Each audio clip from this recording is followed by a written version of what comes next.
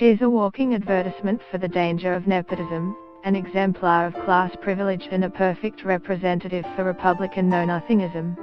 She was supposed to be the brains of the family and the moral ballast. Instead, she's a self-righteous enabler. We're speaking of Ivanka Trump, as you might have divined. She was out talking nonsense again on Thursday. I am really looking forward to doing a lot of traveling in April when people realize the effect that this has. The vast majority will be doing their taxes on a single postcard. Thunk? There's no postcard that was a prop. And the filing for the first year under the new tax code will be in 2019. The US president is celebrating the final passage of the Republican tax bill, calling it a historic victory for the American people. Catalonia's secessionist parties have been given new momentum for their struggle for independence from Spain. A Florida policeman was dragged for almost a kilometer clinging to a car door after he tried to search a vehicle and its driver, who was suspected of being under the influence of illicit drugs. The US says it will remember the day it was singled out for attack at the UN General Assembly, threatening to cut off financial aid to countries that voted in favor of the withdrawal of recognition of Jerusalem as Israel's capital. The resigning US senator, accused of half a dozen allegations of sexual misconduct, gives his final speech about honesty in public discourse.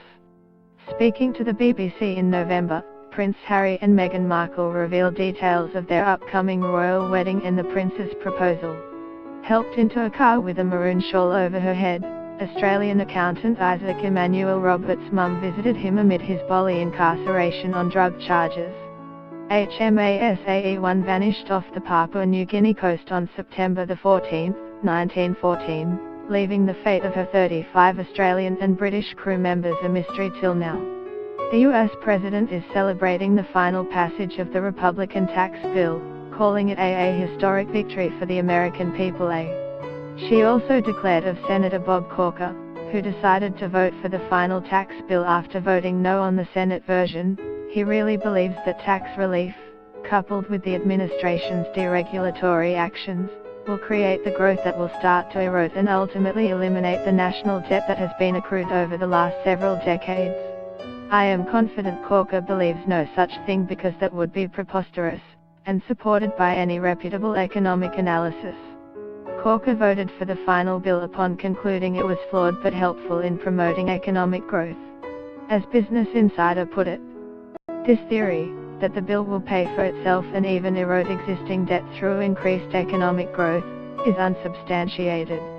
Virtually no nonpartisan studies or experts have found that the GOP bill, which slashes the corporate tax rate from 35% to 21%, will be deficit neutral or decrease the debt to GDP ratio.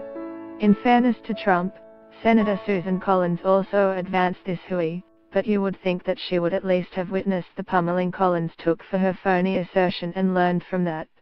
When one is